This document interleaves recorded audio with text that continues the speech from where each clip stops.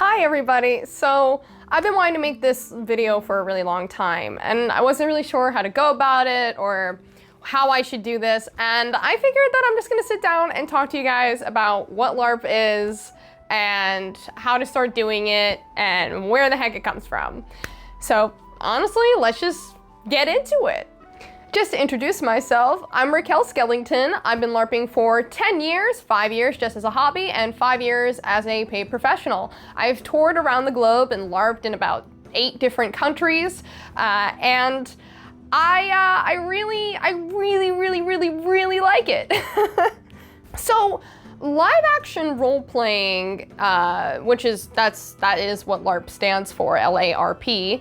Live action role playing, honestly, you guys, it's just playing pretend. That's really all it is. It's a bunch of adults playing pretend in a consented upon location, in a consented upon genre with consented upon mechanics. That's it. It's a way of like collaboratively telling a story and living a story. That's just it. It's basically no different than what we did as kids, but more elaborate and more thought out with narratives and characters that you can be.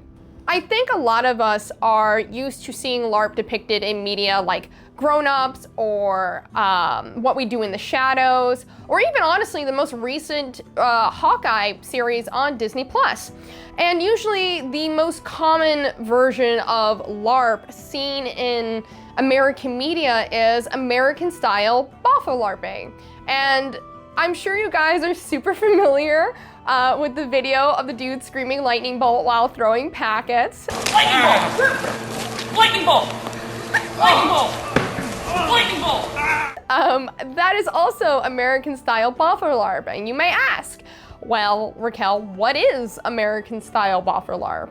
And this is where I get to tell you that LARP is really 3 different things. It is playing pretend, but there are really like 3 major ways to play pretend. So LARP, I would say, is a sport, a game, and an art.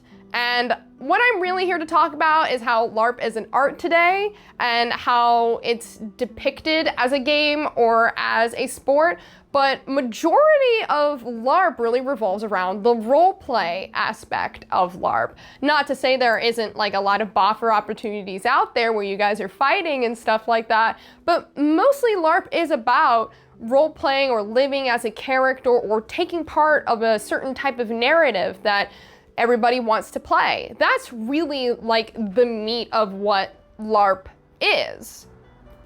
Now, when I started LARPing, I was actually in high school. I'm 25 years old and I started 10 years ago, so I was like 15 years old going on 16 when I started LARPing. And it was a classic American boffer style LARPing. And it was great at the time, and then I realized that I wanted more in-depth stuff, which led me to realize that LARP is a very, very, very large rabbit hole, and there are communities all over the world that do it a little bit differently. There is no way to like say, this is what LARP is, you know, everywhere. What I'm specifically talking about, where my expertise lies, is in the US and specifically the East Coast of the United States.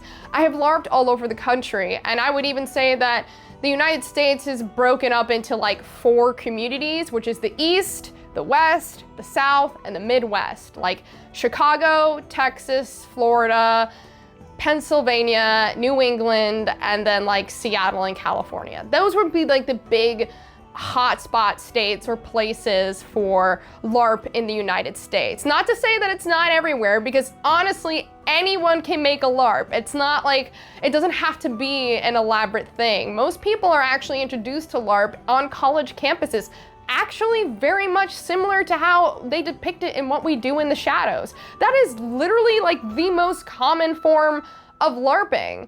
I know that if you are familiar with my work on my channel, and it's just, there's also more to it. LARP can be something fantastical. It can be a way of exploring oneself. It could be exploring your gender identity, your sexual identity, your, racial identity, and how you relate to other people and things or scenarios. It's a really fun way to explore different worlds and honestly explore different people or different parts of yourself through roleplay. I think a lot of people, when they go to a LARP, they expect to just like hit stuff. There are games like that. There are, LARP experiences that cater to that, like Daga here and Amp-Guard. Those would be probably what a lot of people in the greater community would call sock'em boppers, which I know is quite the name, but a sock'em bopper LARP is literally where there is no role playing and it's all about the wackiest stick. It's all about how hard you can hit people or how good of a fighter you are. And I would say those fall in the more sport category of LARP, where having a great costume and really getting into a character setting is not the biggest priority of that genre of LARP. Not to say that it's not possible to be like thought about and integrated, but majority speaking, a sock'em bopper LARP is really just about fighting and having a good time doing that. And to each their own. It's not for me, but it's out there for some people. The next most common form of LARP is really, like I was saying, American boffer LARP. The thing with American boffer LARP is that it takes a huge amount of inspiration from D&D, and you can see the rise of LARP here in America actually in the late 70s, because honestly, that's kind of when D&D was popping off, and a couple of people were just like, well, why not just take that and make it, play it pretendable? We can just make it pretendable. That's a word. It's a word. No, it's not, but it's fine. So that's where the classic idea of like a character sheet with like a 300-page rule book comes in, and you sit there and make your character and think of all the skills that you want, and you write them down on a piece of paper, and you might have to memorize them. This is also the most common thing where if people have weapons, like they have like the boffer weapons, where they're hitting people and they count a number. So when you hit somebody with a sword, you go like 3, 3, 3, or if you do a certain type of, if you have a magic sword, you do like 3 fire damage, 3 fire damage, and 3 fire bane damage, whatever. That is probably the most depicted version of LARP in media, period, is the classic, gamified port over from D&D kind of LARPing. And again, there's also nothing particularly wrong with it. Again, to each their own. I would say that American boffer LARPing is going through a major transformative period where it's becoming actually in the actual LARP scene less popular as a whole, because it's hard. It's hard to remember skills. I'll tell you guys right now, I played a healer and I have dyscalculia and dyslexia. I could not remember how to do the math in my head, so I had like a book that I had written down like all the multiplication things so I could heal people on the field. It worked, but it was such a pain in the butt. And that's also not my personal favorite style of LARP, but I still frequent some boffer LARPs to this day in the local area. I don't think they're inherently bad. I just don't think that they are representative of what the LARP community now is really producing as a whole. Another way that LARP kind of really broke through and got more popularity through the 80s and 90s is that while there was American boffer LARP, as we all know, there was a huge surge of love of vampires in the 90s based off of Anne Rice's famous Interview with a Vampire, Queen of the Damned, Blade. These heavily inspired a lot of people to want to LARP in vampire universes. And so Vampire the Masquerade was penned during, the early 90s to mid 90s. And it kind of got really, really popular and people loved it. While Vampire the Masquerade was originally developed as a tabletop role-playing system like D&D, people just adapted it into, well, LARP. because it's really not that hard when you're just taking the character sheets and making some mechanics. So vampire LARPing is probably one of the most secondary prominent ways to LARP in the United States. It's super common, and usually people's like first two like introductions to LARP are either the American Boffer style or a vampire Parlor LARP. And you may go, Raquel, what is a Parlor LARP? Now, a Parlor LARP can be, to me, a blend of the game side of LARPing and the artistic side of LARPing. Because a Parlor LARP has no weapons. Like you're not actually fighting with like the stick weapons or the latex weapons like I have right behind me. You're fighting more in a narrative sense. So some vampire games would do rock, paper, scissors, and whoever won would win the combat, or they would roll dice and, you know, say what powers they want to use, and the dice determine the outcome, or there would be a GM and people would say what they would want to do and they would negotiate it. There are vampire LARPs that have been going on, and like vampire groups and troops of Parlor LARPers that have been around for almost like 25 to 30 years. Like they're around, and they're still around to this day. There's a vampire LARP in almost every major city: New York, Philadelphia, Boston, Austin, Texas, Houston, LA, freaking Seattle, everywhere. There's if you live in any type of major city, I guarantee you there is probably a vampire LARP happening in your area. Even in smaller cities, and even in less popular states like, I don't know, like North Dakota or Minnesota or Wyoming, there are still many vampire LARPers in the area because it's a modern setting. So it's really easy for people to get involved. And also it's, you know, you don't need a big bobber sword. You don't really gotta fight to be a vampire. And this leads me into the meat of what I really want to talk about, which is the artistic side of LARPing. And you may go, Raquel, how is playing pretend an art? And this is actually where we get weirdly philosophical and kind of deep about the nature of live action role playing. This is where a lot of my personal preference and a lot of my personal philosophy about LARP, especially as a professional, comes in. LARP as an art is probably the easiest version of LARP for people to get into, but it is the one that is most not shown or spoken about.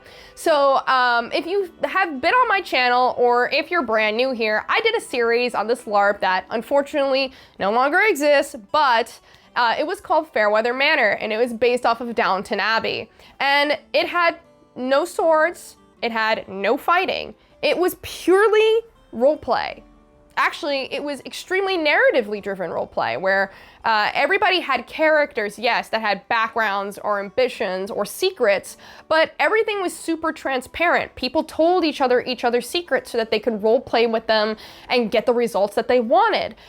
Because when you look at LARP as like an artistic collaborative art form for storytelling or experiencing narratives, it changes the whole way that it's played. And as somebody who grew up initially starting Boffer LARPing, it changed my life when I realized that LARP could be more of an expression of oneself, or an expression of one's identity, whatever facet of that identity you would like to express.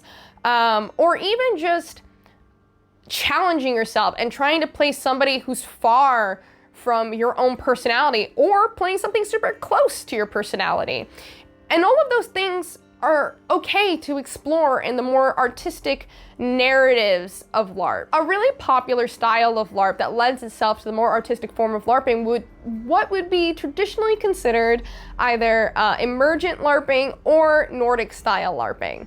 Now, Nordic style LARPing is a huge buzzword in the community that's kind of like lost all meaning. Really, what Nordic LARP means now in the American community means like very little rules, very consent heavy, and very, you know, role play heavy. They're very little mechanics. Because the Nordic style approach to LARPing is that it's really just about the story that you want to tell and collaborate with the other people that you're playing with. So for instance, for Fairweather Manor, we had been assigned our characters and then our families, you know, we had like, there were different families in the game. And then that allowed us to like meet our other family members, and then we would discuss about our characters and the kind of experience we personally wanted from the game. I wanted Fairweather Manor to be like a romance novel come to life for me the first time that I went. And it totally was, because I was able to communicate what I was looking for from other players. And now this is also, with the artistic form of LARP, comes in the whole idea of consensual roleplay, in which nothing can be done to you without your consent. And there are different ways to show this consent in LARP. And these techniques can branch out into other versions of LARP, such as like American Boffer LARPing, which is like the more gamified, or even some of the more action-y type LARPs like Daga here, where there are actual visible ways to check on somebody or consent or withdraw consent from a scene. And the most popular version of that is like the thumbs up, thumbs down, or wavy hand. And when you're at a live action role-playing experience that is based in the Nordic style or based in the Emergent LARP style, which is a very reminiscent of the Nordic LARP with some mechanics from the American side, it's like a blend of the two, you can actually guide the narrative that you want your character to have while playing up others and making sure they're getting the stories they want to tell. And if you're making a character and your character has, I don't know, you know, they're a werewolf, you know, and in artistic LARPs or Nordic LARPs or in Emergent LARPs, you want people to know your secrets out of character. And now what this means is that, you know, there is a division between being in the game and being out of the game. And in some ways, you can kind of like simplify this to being like, if you were wearing a VR headset, you're in the game. If you're not wearing a VR headset, you're out of the game, right? So there are things that people could tell you that you know in the game world as your character, right, that, you know, you as a person don't know, and vice versa. So if I tell my, you know, my best friend, Emmeline, and I'm like, oh, my character's a werewolf, and she's gonna be in the attic, and she's gonna maybe transform and go crazy, I would, you know, love to maybe see some conflict between our characters around that. Emmeline knows that her character can go up there and they can roleplay that should they wish, and then they can enact on it in game. There are positive ways of doing this and negative ways of doing this, and that can almost, metagaming, and that's the formal term for it, could have a whole video within itself.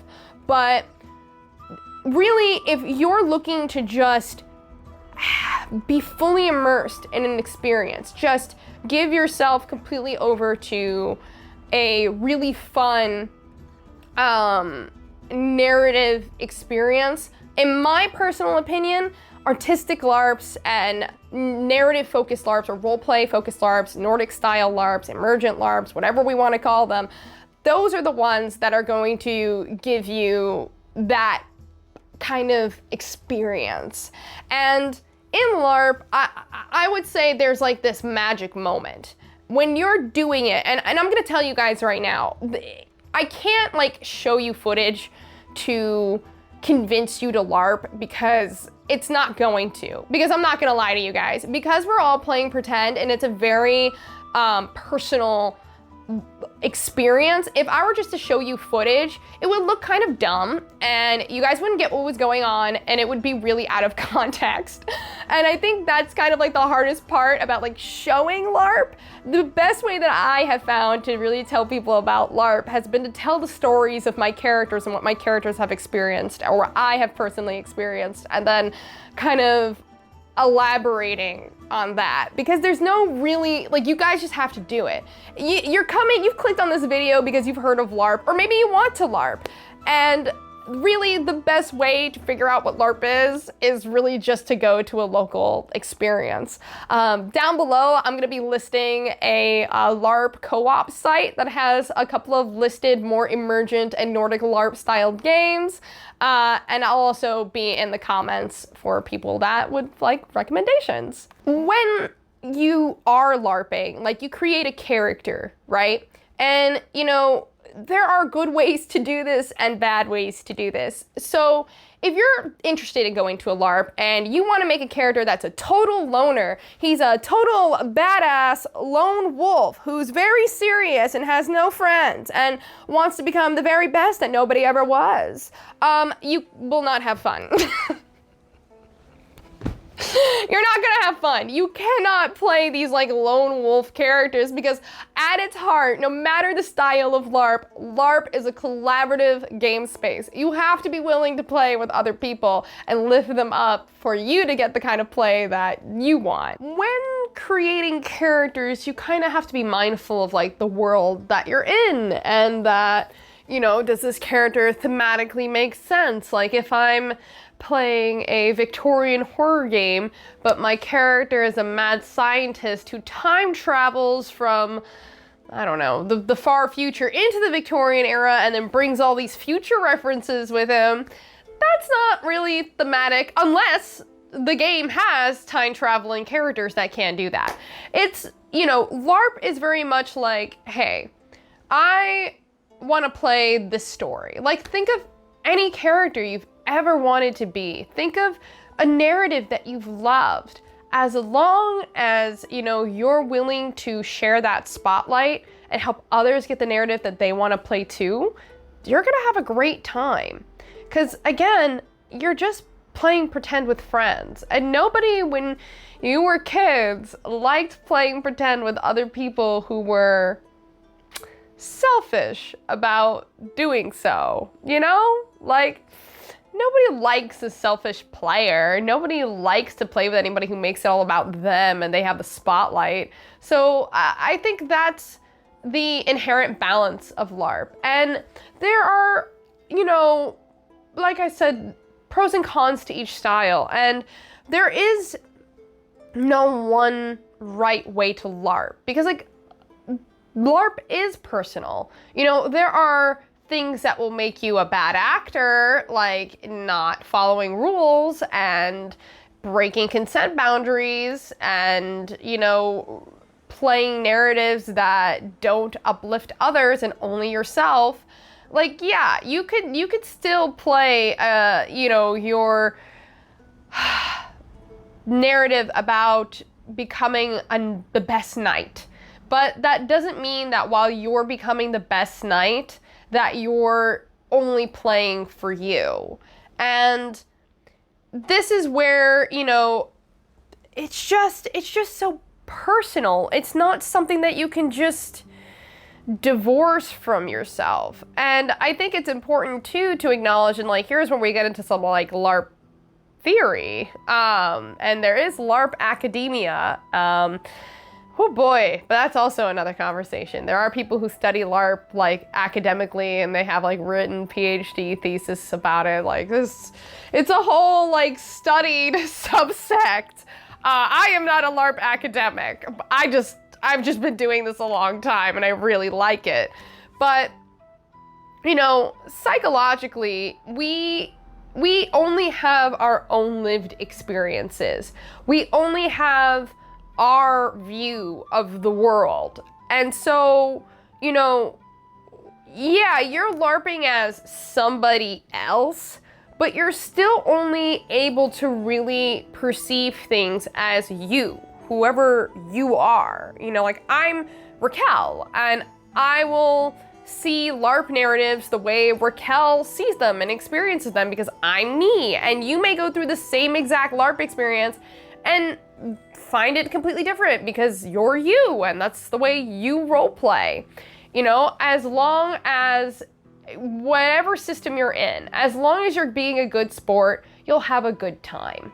Now, you know, as we're talking about the different types of LARP and how to make characters briefly, you know, there's like lingo in the LARP world that you guys, I guess, could know, because this is like lingo that you'll find on websites or on forums or discords with people, you know, LARPing or, you know, beginning to LARP or whatever. And that's terms like in and out of game, right? So IG or OOG, out of game, in game. Same thing with in character, out of character. These are kind of swapped interchangeably. It just means like not in character and like in the real world and in the game. That's essentially what the two terms mean. In character, out of character, in game, out of game. Pretty self-explanatory. There's also a term, like I discussed earlier, where you know, you can meta game, and there is good meta and bad meta, just as there is another term called bleed, which is good bleed and bad bleed. And these are very similar concept, where meta is about learning about knowledge in or out of a game space. Bleed is more about the feelings you are experiencing in the game space or out of the game space. And so just as meta can influence each other each way, where, you know, you can learn things in character about a person out of game, just, you know, via role playing with them, or you can learn things out of character and use them in game in a positive narrative sense. But there are also people who use that, especially in like traditional American buffer LARPs, or even some vampire LARPs, where they will use that information in negative ways. And, you know, if they know that your character has this skill, they'll get a bunch of people to kill you this way instead of this way because you have the skill. There's plenty of petty ways people can use information, okay? It's like, it's no different than playing in a video game or a board game. I mean, if you're gonna be garbage, you're gonna be garbage, right? Bleed is a little bit more complicated than metagaming, because bleed is more about the feelings that you are experiencing. And so you can have cross bleed, in-game bleed, and out-of-game bleed. And none of these are inherently bad, but you can have bad bleed. So like, for instance, becoming friends with somebody in game, like only meeting them as your character, like meeting them as your elf character and then becoming friends with them in the game, but then that in-game friendship translating to an out-of-game friendship, right? Like you and that player being friends because you guys are friends in the game, that's positive, healthy bleed. And there's also the type of bleed where it's like, you are, let's say you're going to a LARP with somebody you're dating, right? And so because you know, love them very much, your character might love this character. And as long as that's what you guys want to play on in game, that's also healthy bleed. And then there's not healthy bleed. So like, let's say you had a really bad week leading up to the LARP and you go and you're just in this garbage mood, and even though your character wouldn't necessarily act this way, you're acting this way because you feel like garbage. That's bad bleed. And like, that's the kind of bleed where nobody wins. And those are like, that's the kind of time where, you know, somebody might letting you know, hey dude, you're bleeding, or like, hey, your feelings seem to be bleeding in the game, maybe you should take a break. And that, you know, bleed left unchecked, like negative bleed left unchecked, can be very bad. It can lead people to being banned from games. It could lead to many social misunderstandings, like you name it. The possibilities for mishaps are endless with bad negative bleed, because, well, that's, you know, when you're taking feelings from the real world and bringing them into the game world, you're really supposed to be leaving that stuff at the door. You know, we're all coming in here to experience a good weekend or a good week or a good night or whatever. And so that kind of negative bleed must be left at the door. There's also bleed where it can be negative with how you feel about a person. So let's say, you know, you're angry at your partner because, I don't know, they ruined your laundry or they almost set the house on fire. And so you are being nasty to them in character. That's also another type of bleed. And again, it's more on the negative side. You want to keep your out-of-game emotions in check. And frankly, in my opinion, if you're having a bad week, or maybe you're just not in it, don't come to the LARP. it's totally fine. So like that's the difference between bleed and metagaming, and there's a lot more details. I could make a whole video on both of these concepts alone, but this is like crash course. The next kind of terminology would be a boffer or a latex weapon, which I kind of went into earlier. Boffer weapons look like this, and they can be homemade, and you can find them mass produced, but they're usually like a homemade foam weapon with like a PVC pipe for the core or whatever. With latex weapons, they're made to look more realistic, and they can be more intricately designed. There could be different types of, hyper realistic latex weapons. I mean, you can get loaves of bread, you could get meat that you can throw at people, pans, you can get swords, daggers, pikes, whatever you can think of. Basically if can be made in latex. There's also a lot of like community terms for things. So, if we're getting into like the more community use terms, you could be a plot hog, which a plot hog is somebody who finds narrative from like the staff, right? Like they find the plot of the game that's going on, and instead of kind of getting other people involved, they just like take it on for themselves by themselves and selfishly kind of like, I'm gonna be the one that solves the plot, or I'm gonna be the one that the only one that can disseminate information because I want to be important. That's plot hogging. Not great. Don't do that. There's also such things as star players, and now star players can mean like influencers. Like I would be traditionally called a star player or a guest, like a special guest at a LARP. But star players can also mean people who have like been at a reoccurring game for a long time. So for instance, games that occur monthly, or games that, maybe have like seasons to them and are quarterly, which means they happen like 4 to 5 times a year. And then, that game has different seasons like that each year, and they've been to all of them.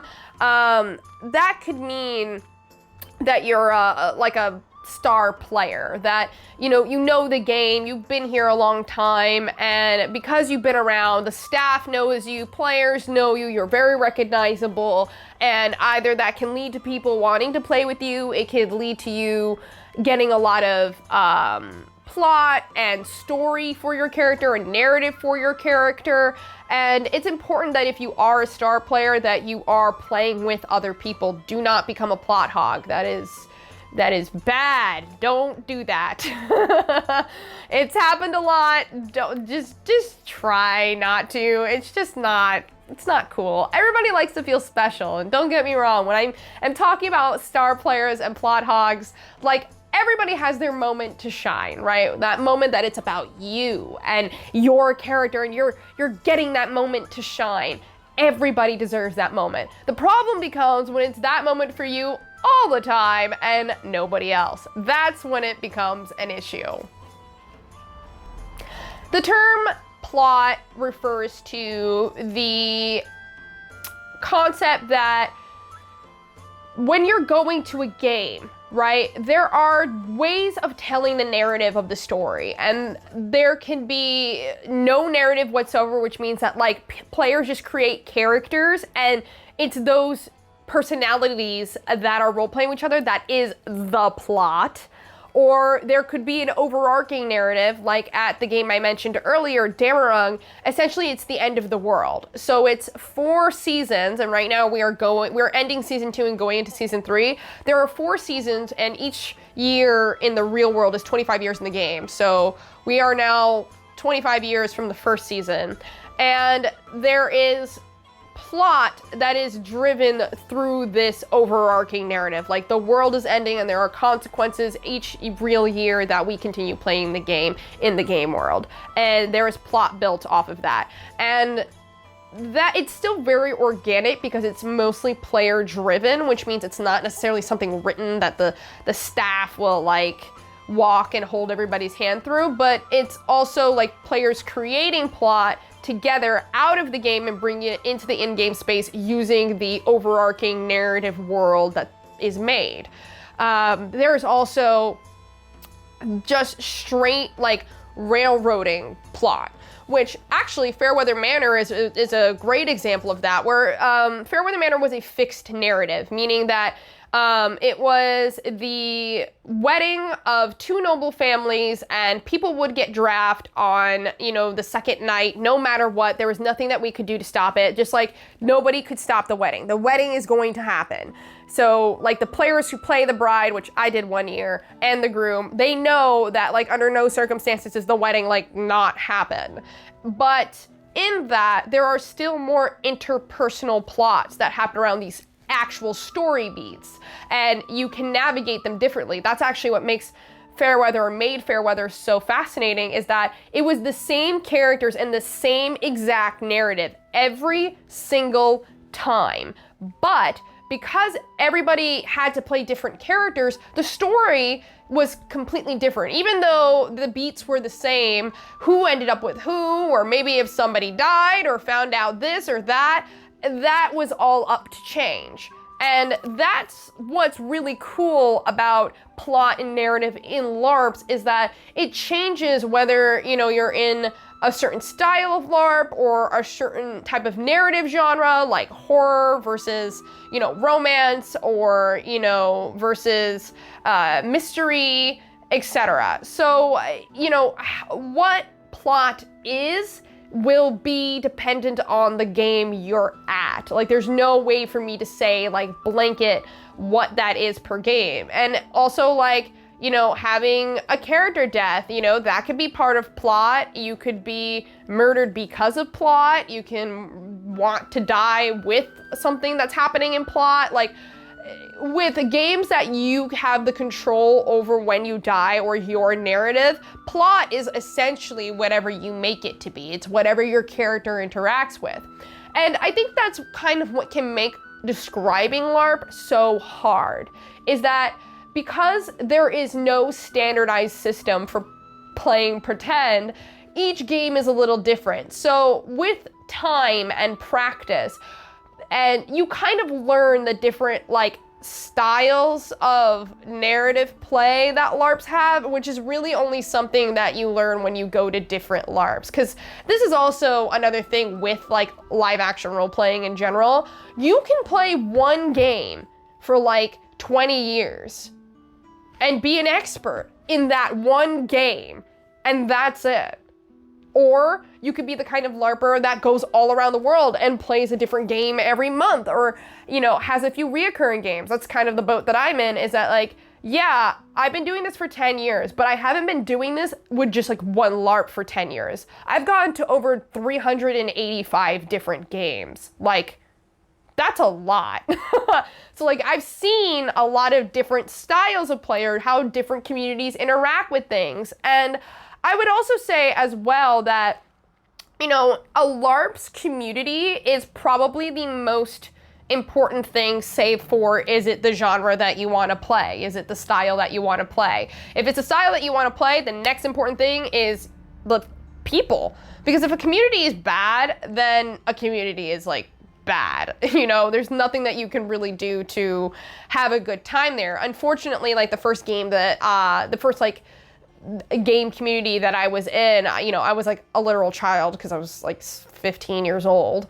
That community was really unhealthy and had very unhealthy people that were playing the game and attacking literal children, like personally out of the game, or like bullying children or trying to groom children. And like, that's an unsafe community. So I would say that, like, when you're looking for a local game and you're looking to experience LARP, really go and look, read their rules. Most LARPs have like a rules page or a rule book or a code of conduct page. And these are really, really important details to honestly really tell whether or not you're actually gonna like an experience and whether or not it's gonna be a safe experience. I know a lot of people in the community and people who have like want to get into LARP, because I'm a like notable person of color in the community that LARPs. A lot of people ask me if games are safe. Is it, you know, Is it racist? Is it safe for people of color? Is it safe for queer people? And I'm happy to say over the last 10 years, like especially in the United States, we have gotten a whole hell of a lot less racist. We've gotten a whole less like transphobic and, you know, homophobic in LARP.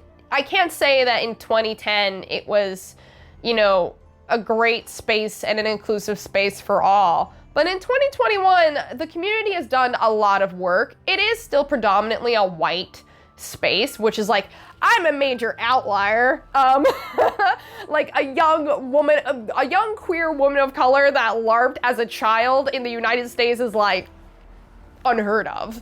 Most people start LARPing in college or as adults. Like, I would say that any like children that are LARPing are usually because their parents LARP and like are watching them, or that like start in high school are like me, have been kind of lucky to be exposed to it early. But again, it depends on the community that you're in, because some are not safe for minors, and a lot of games can't be played by minors for various reasons, whether that be like content, violence, or simply that people just don't feel comfortable having minors in a space, period.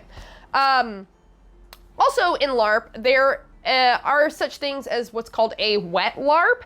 And a wet LARP is a LARP that allows alcohol and alcohol consumption. Now, listen, I know we're gonna have Europeans that are gonna watch this. Yes, in Europe, it's pretty normal to have a wet LARP. Like, most people have question marks above their heads when they're like, Americans don't allow booze at the LARP? Why? Am I allowed to drink at the vampire LARPs? No, there's no alcohol at American LARPs.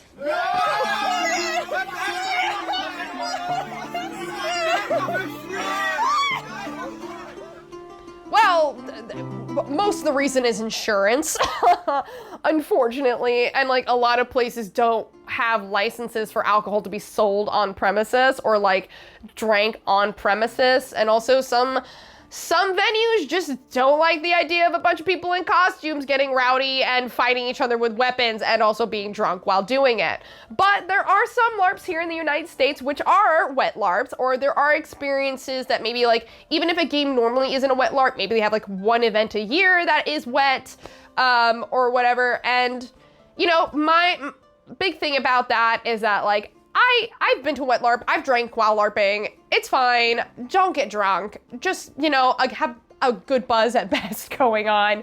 Don't get like shit-faced at a LARP, it's the worst, don't do it. It's also like, you know, there are people and there are spaces in wet LARPs for people who don't drink. So every LARP usually has a space where people are drinking and a space where like people who don't drink want to go. I think it's more common in Europe to have like no drinking spaces. Here in the US, since having wet LARPs is really, really rare already, the people that usually go or find a wet LARP or are hosting a wet LARP, like everybody that's there wants to drink. So there's usually not that like cultural thing of like being pressured to drink, because we don't really have that kind of thing here.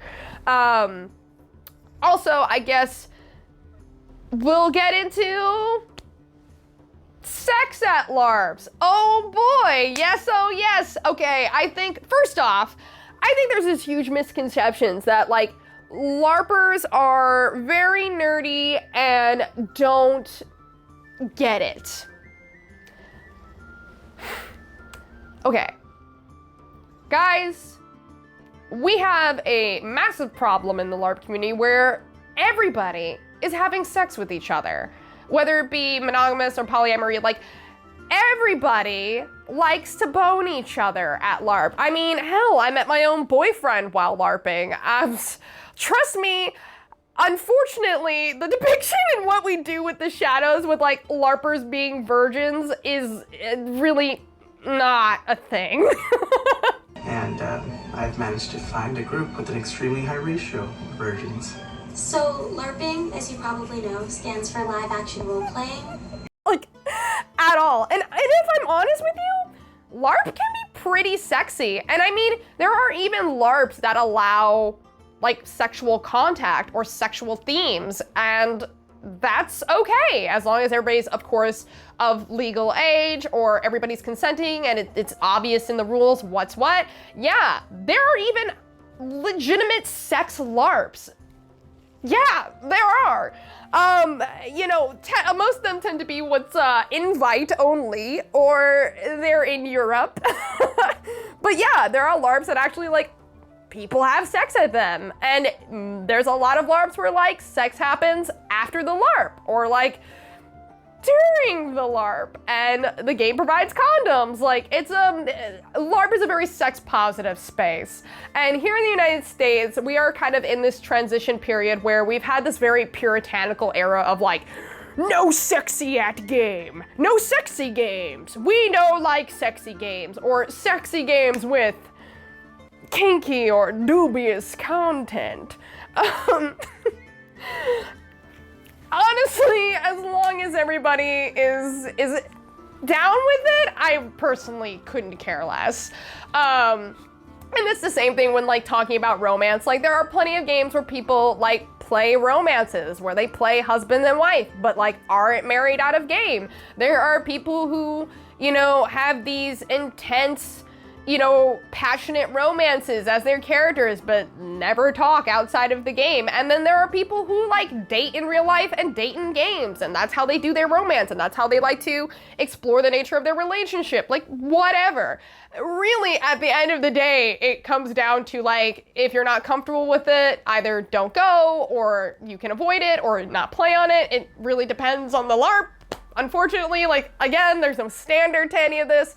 So most games that do have sexual content in them are like extremely explicit about having that in them, and that like this is something that like is played on or is simulated, because not all LARP sex is real sex. Like, there is simulated sex at LARP games where people essentially just like dry hump in their underwear, but like mimic having real sex, or they'll mimic positions or whatever. I actually have on my Instagram, there's a quick little bit at the LARP called The Night in Question in the workshops where they do talk about, displaying sex at the LARP, where it's like, obviously you have to like make it obvious, make it almost like cartoonish. Like, there have been times where to simulate sex, I have jumped up and down on a deck to make like creaking sounds, and then like thrown things out of a tent while the dude is jumping on a bed, and we're like laughing, but we're trying to make it sound like to everybody outside the tent like we're going crazy. So like, yeah, there is totally sex at LARP, and unfortunately, no, LARPers are not sexist virgins. We have a problem with people fucking too much at LARPs, to the point where we have to usually like, there's usually rules where it's like, hey, don't be that guy who's having sex with his girlfriend in the communal bunking space where 12 other people are sleeping. Like, can we not do that? So yes, romance and sex at games is like totally a thing. And how each game handle it is up to the game, and that's up for you to like look at whatever game that you're going to, or ask the staff what are the rules around that. And this is where I'm gonna kind of go into more detail about consent. So consent rules in LARP are basically what I talked about earlier, where it's like the thumbs up, thumbs down, or like the wavy hand. There's also the okay check-in, where you like flash the okay symbol and somebody does the thumb up, thumbs down, or there are visual cues for consent play, where if you're at a LARP where there's a lot of physical touching, they will sometimes have necklaces or wristbands that are, red, yellow, green, and green means like I'm down for touching and physical contact and physical role play, and yellow means, ask first, or we have to have pre-negotiated this, and red means like don't ask, don't touch, do not perceive me in a physical way. And those are all like key obvious components about, personal space, and whether or not you want others to interact with you and you want to interact with others in that way. And again, there's nothing wrong with having your personal preference. There's plenty of people who don't like physical contact at games. I'm not one of them. I love getting down and dirty with people. I love when people pick me up, throw me over their shoulder, they, pull my wrist, whatever. It's all a game. And, most violence or physical contact at a LARP is like staged. So if somebody's fighting you, you're not actually punching them, you're mock punching them, and your reaction is selling it, or, you know, nobody's actually here to kill each other. So, you know, with consent mechanics, it's more about getting the check-in whether or not, you know, you are down for something. And then, you know, going further into that, there are also like visual cues. So, for instance, for Fairweather Manor, if a scene was getting too intense, like for instance, when I went to Fairweather Manor the first time, you know, my grandpa had passed away. And so when we were talking about our deceased relative in the game, it got to be a little like much for me, and I could feel my feelings, like my out of game feelings bleeding into my game, and I was starting to not have a fun time. And so there are in-game verbal cues to tone down a scene, like it was think of the family. So if anybody said, if we're all screaming at each other and somebody goes, but think of the family, that means take it down a notch. And so everybody would like calibrate and adjust, even though we're not breaking character and being like, hey dude, I want to take this down because I have like trauma around this or something. Like it's a more thematic. It's a more in-game thematic way to kind of tell people how to steer a scene, you know, or if you want somebody to do more, there's, you know, other visual cues, like if you wanted somebody to up the scene, you know, it would be like, you know, I bet you can't whatever, or I swear on my mother blank. And that action that you say, you know, means that like you want to play up the scene. Or if somebody's, you know, role-playing with you, they may be talking and quickly flashing you the thumbs up sign. And if you have 2 thumbs up, that means go harder. I want more, go harder. So, and there's like really subtle ways to negotiate that. And again, each game has their own consent and negotiation mechanics. It is not standard. None of this is standard. There are some LARPs that follow certain systems, and like as you LARP, and if you go to different LARPs, you might see that like there are like some repeats in the systems. But overall, I would say that, you know, there's a couple of key things that most LARPs use, like the thumbs up system or like the visual cue system or whatever. And, you know, now going from like consent to off game spaces is that, you know, while you're at a LARP, you might get emotionally overwhelmed. You might feel like, oh man, I just need a minute, or you might feel really tired. I mean, LARPing, again, it takes a lot of vulnerability. It takes a lot of, introspection and a lot of yourself emotionally. So sometimes, yeah, you just gotta take a break. And so there are plenty of ways to do that. Sometimes it could just be there's like a dedicated off-game area. You could go back to your room, or, you know, you can go off grounds, or there's usually some space that's allowed for what's called like, you know, emotional support, or a soft off space, or literally just an off game space. There are plenty of, any LARP, any good LARP has an off game space to just allow people a couple of minutes. I mean, there have been plenty of times where I've gone to a LARP and been going for hours and then like take a nap during the middle of the day for like 2 hours because I'm tired and I've done a lot of emotional stuff that I just need a nap. And that's the thing too, is that you are in charge of your own mental health and triggers and emotional needs at a LARP. If you are not okay at any time, you are your own responsibility. You're an adult.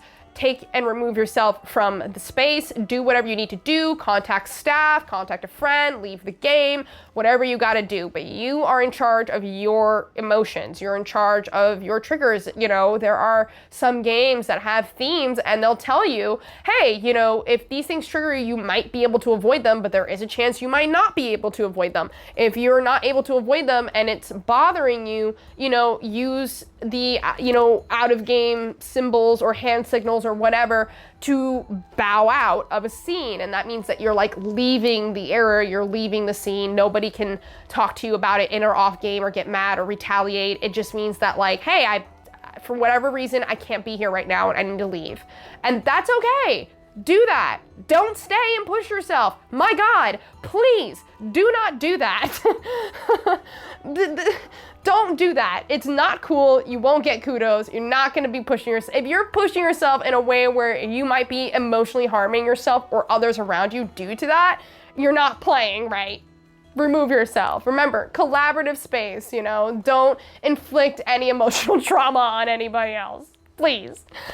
I think the next thing that I also want to talk about is like, yeah, again, touched on it briefly, gonna go into more detail. Is LARP safe for people of color? Is LARP racist? Is LARP X, Y, and Z thing? Now, guys, I'm gonna give you my personal take, okay? I don't speak for all people of color. I don't speak for all Black people, okay? I don't speak for all BIPOC. I don't speak for all Indigenous people, etc., okay? I am a multiracial woman of color, which means I'm the whole world mixed in a person, but I predominantly identify with Black American culture, you know, so is LARP racist? Can it be? Absolutely. Can communities be racist? Absolutely. Is every community racist? No, but there are certain areas within the United States and abroad that are maybe more dodgy for people of color than others. Like right now here in the United States, the East is pretty good, but like New England is pretty bad with people of color, and there tends to be a lot of low-key racism where it's a lot of microaggressions, or like, you know, the white people in the area think they're very woke and so they don't think they can be racist, but they're super racist. Y'all who are of color know what I mean, okay? And then there's places like the South, like LARPing in Texas is usually actually pretty safe because most of the communities down there are very, you know, like queer friendly and POC friendly because that's all each other's got down there. That's all they got down there because some of those red states are pretty freaking rough.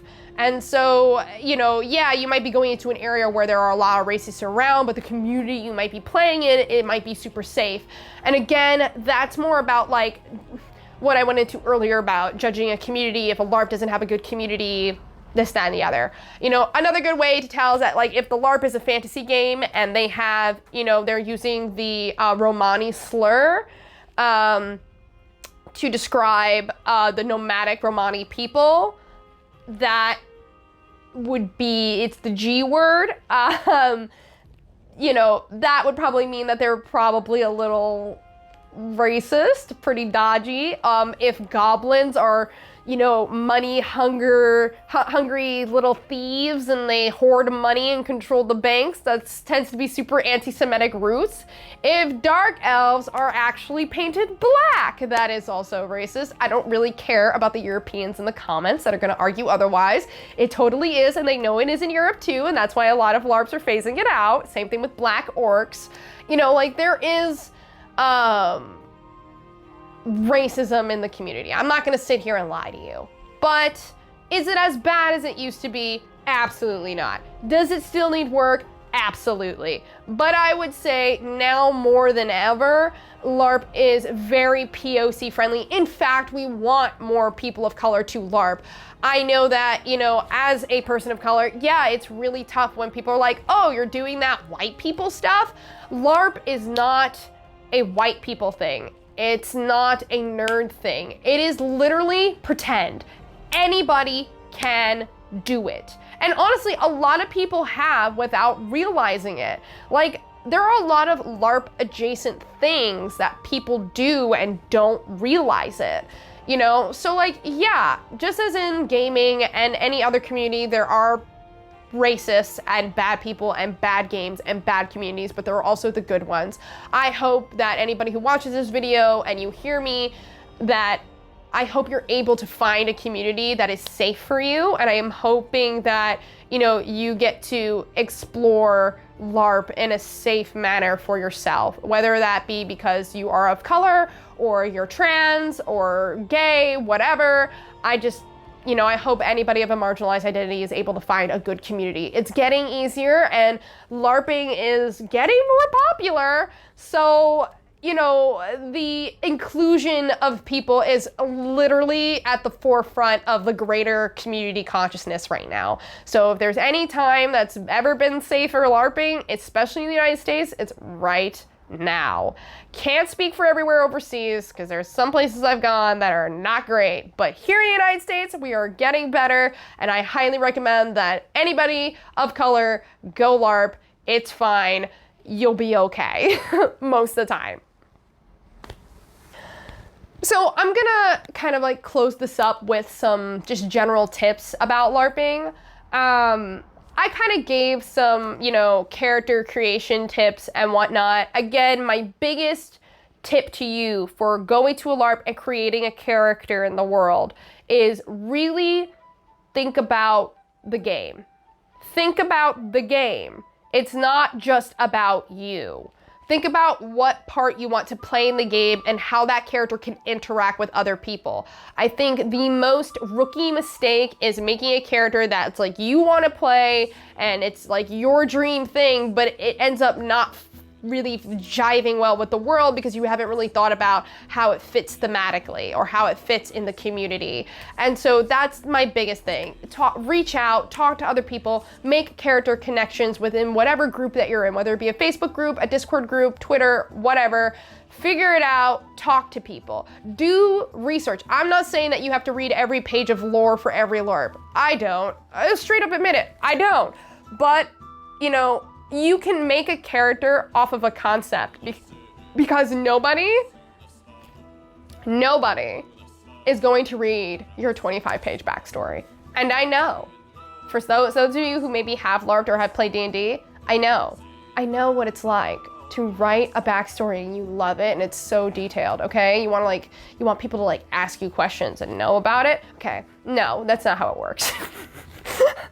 And trust me, I was the person who sent in a 15-page backstory and literally had a LARP make a rule because of them that nobody else could send in 11-page, 15-page backstories, okay?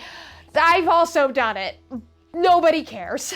Nobody cares. Make your character concept simple enough where it's borderline an archetype. Like my character Odette that I have for Malleus, literally her whole thing is that she's just a camp follower for the army, she cooks food, and she's a tavern keep. And then I thought of her personality and boom, I play her. And you can make those details up as you go. Also, another great character tip would be if you're going to a LARP for the first time, make it so that your character is helping you learn the game through it, like diegetically, thematically, everything. It actually makes an experience feel more immersive, in my opinion, which I guess this is my last tip for you. There's a lot of people who get really, really bent on immersion. Immersion really means like how into the LARP you are. So, you know, do you forget that you're LARPing? Is it just you being this character? Are you just thinking as them? Like, you don't have to try to think as the character, you're just thinking as the character. Is it, you know, are you trying to ignore the fact that you're in a basement of somebody's house, or are you really in a castle dungeon? Like, those things can really help people get immersed or, you know, affect their immersion.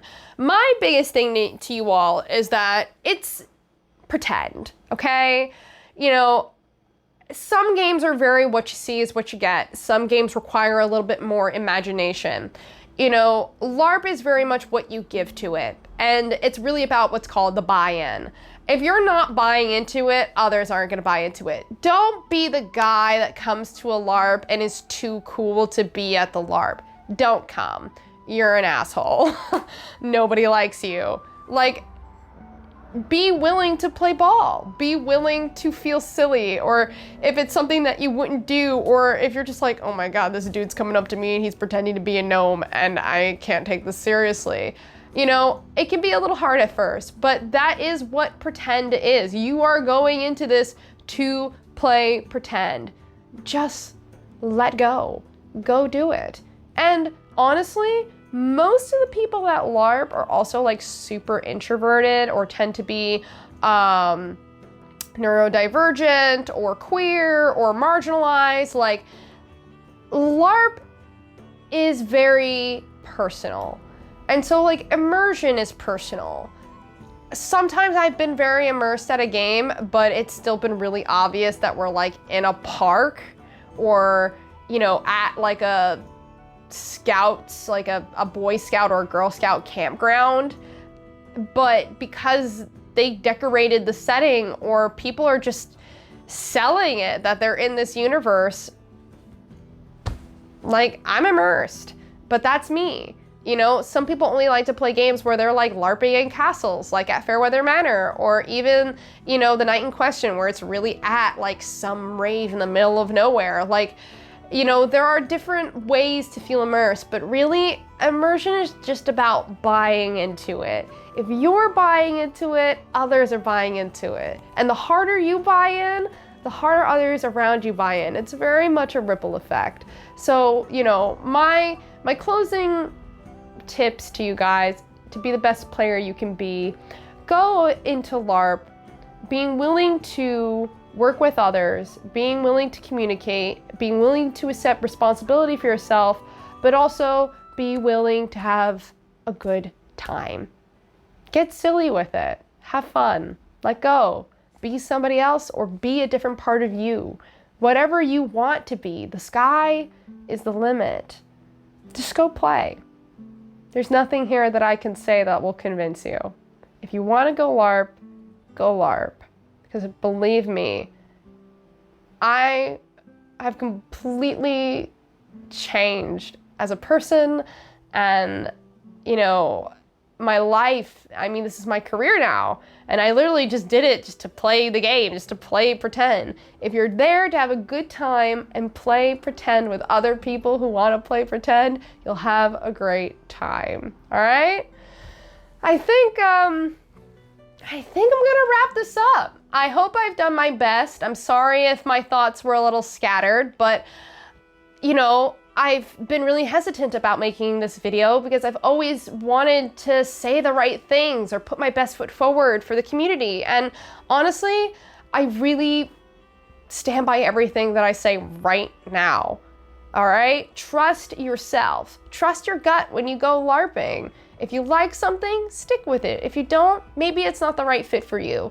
There are plenty of LARPs around the world and plenty in the United States. If you didn't have a good time at one type, you might have a good time at another. Get experimental. Try everything. I recommend everybody try LARP at least once before they die. It's just pretend on steroids, and my God, is it a good time. Well, that's it, guys. That's all I have for now. I'll probably make, you know, more detailed videos about each of these things. If you guys have any questions about LARP, please put them in the comments below. I would love to answer questions or maybe even get some feedback from you guys about what you would like to see in upcoming videos or topics about LARP I could elaborate on. Whatever. I do have an upcoming video series for a LARP I am attending called Giovanni the Last Supper. It's a really amazing Renaissance vampire LARP. And I also just have a ton of stuff going into 2022. I'm hopefully going to be doing my best to beat my seasonal depression and making more content. So here's to that. All right, guys. Have a great rest of your day. You know, comment, like, subscribe, and take it easy. And happy LARPing.